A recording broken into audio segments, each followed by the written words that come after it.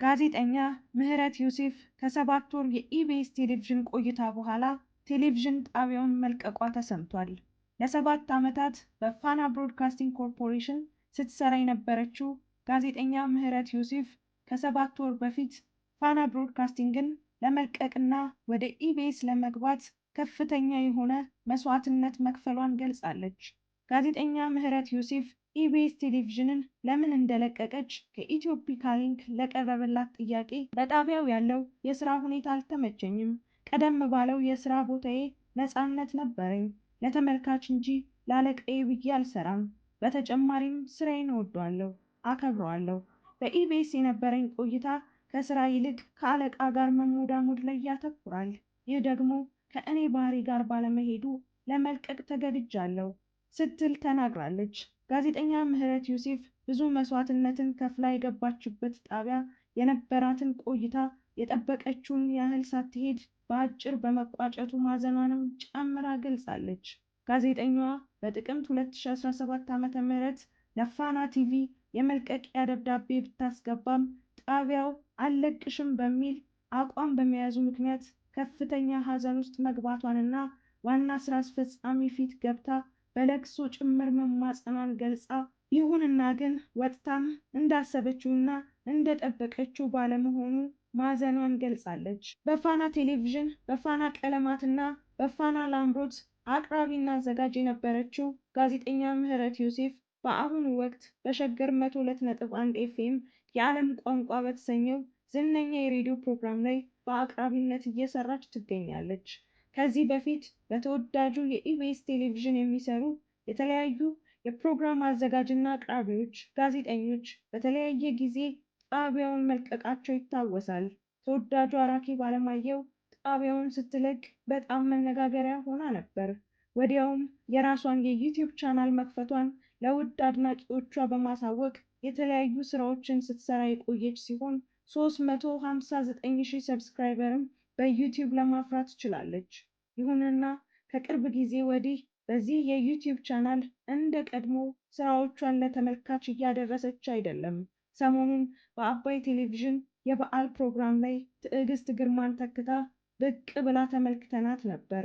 ሌላኛዋ እንተዋወቃለን ወይ በሚል ባለትዳሮች ላይ በሚያተኩረው የኢቢኤስ ቴሌቪዥን ፕሮግራም አቅራቢነት ትሰራ የነበረችው ሀና ዮሐንስም ኢቢኤስን ስትለቅ በጣም የተለያዩ ሀሳቦችና ውዝግቦች ተነስተው ነበር።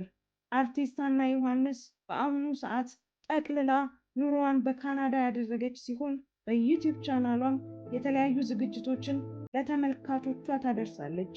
በዚህም 400,000 ሰብስክራይበርን ለማፍራት ችላለች።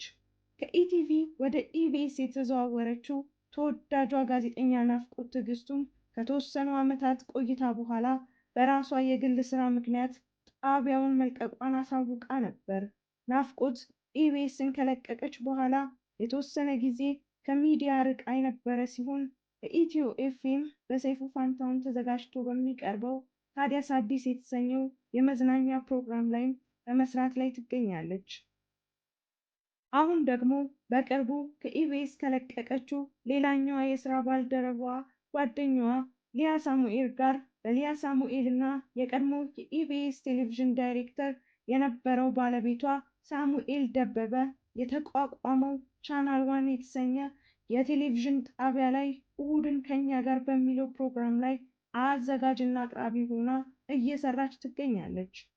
በቅርቡ ጣቢያውን የተሰናበተችው ሌላኛዋ ፕሮግራም አዘጋጅና አቅራቢ መቅደስ ደበሳይ ናት።